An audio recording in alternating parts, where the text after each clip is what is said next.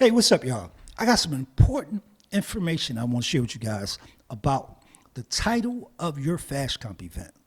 Yes, this is extremely important because this is the one component of your event that you should totally own. This is your intellectual property, the title of your event, because all the other features of your event, you will own your cover photo. You will own the cover photos of each category on your scoring chart, each category on your bonus products chart. You would definitely own all that. But in terms of the cover photos, each competition, you want a different cover photo. So you don't want to really hang ownership on your cover photos. The most important part of ownership when it comes to a FashComp event is the title of that FashComp event. That's the intellectual property. Everything is associated to the title of that event. And once that event starts to performing well in terms of participation and revenue, which are attached to each other, community members participating in your competition and paying the entry fee to participate in your competition. This means that the competition, the event, the FashComp event, is performing well. And once the event starts to perform well, now it might garner investor traction because now it's a proven product. Investors start watching. For example, let's do a hypothetical. You know I like doing hypotheticals. Let's say, for example, your event is averaging 1,000 participants per event, and you're charging an entry fee of $10. Now you're generating $10,000 per event. That's a lucrative event because you don't have a lot of overhead on the FashComp mobile app. So a huge percentage of that revenue you're going to actually see. Now, it might not, once you do all the financial, we're not going to get into all the financial deductions that's going to come out of that, but you don't have a lot of overhead that you would normally see. Say, for example, if you was running an event at a physical location. Now, you got to take into consideration the rent, the security, and we're just going to leave it right there. I don't want to get into because you're just going to run into a lot of expenses that comes with doing a physical rent. When you're doing an event online, it eliminates a lot of that overhead that's going to come in. So, like I said, a huge percentage of that revenue coming in, you're actually going to see it. So, what you see is the same thing investor sees. It gains investor traction. It's a proven product. Now, especially when you consistently bring in these numbers. So, getting back to the title of the event, this is what you want to own. So before you start to create this event, and with the next step, publish the event, and the next step, manage the event, please do a trademark search. If you have the revenue, and sometimes it doesn't take a lot if you do it yourself. If you hire somebody to do it, you're gonna have to put a little investment in there, but it's worth it to secure that name. So now, nobody else on the platform can use that same name.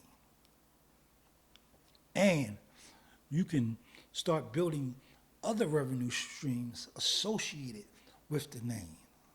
Makes it even more attractive to investors. Gives it more investor traction. More of a proven product.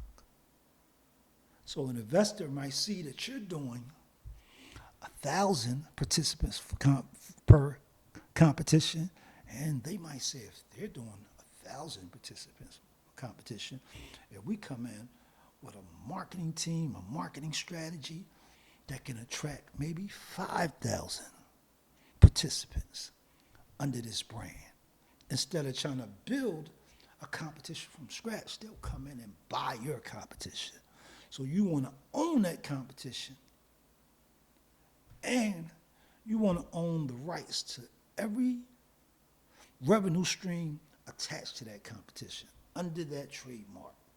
You want to have everything lined out so you can capitalize when the time comes to potentially sell the competition.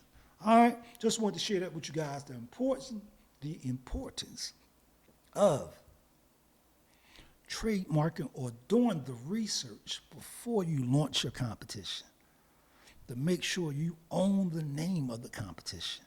That's the most important part.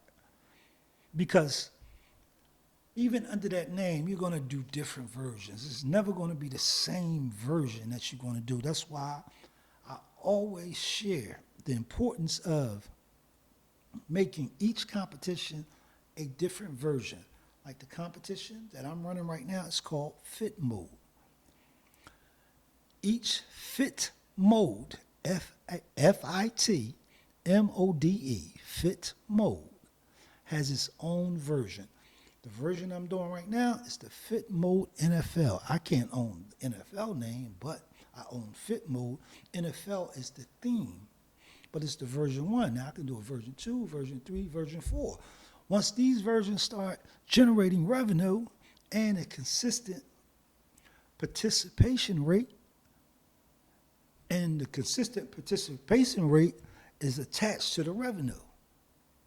Because when community members participate in the competition, they're paying the entry fee. So one is attached to the other.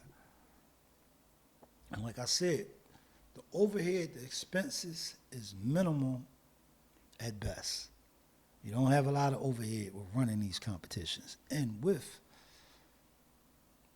the addition of artificial intelligence, it just makes operating these competitions that more efficient. All right, so the important information I want to share with you guys in this video is the importance of trademarking and owning the name of your competition, every revenue stream that you can think of to protect the name of the competition or to protect ways of generating revenue under this name. You want to add when you go to trademark the name. So a lot of times it's good to hire a trademark specialist or an attorney. You know what I mean? To put as much protection under that name as possible. All right, this is your man FashComp Kev. I am the owner of the FashComp mobile app. When you have some time, please subscribe to the channel. Hit that notification button. If you like the video, please smash that like icon. Smash the like button. I don't think it's an icon. Well, it is an icon. Smash that like button. So, we can start building our likes up, but most importantly, subscribe to the channel. All right, enjoy your day. Peace.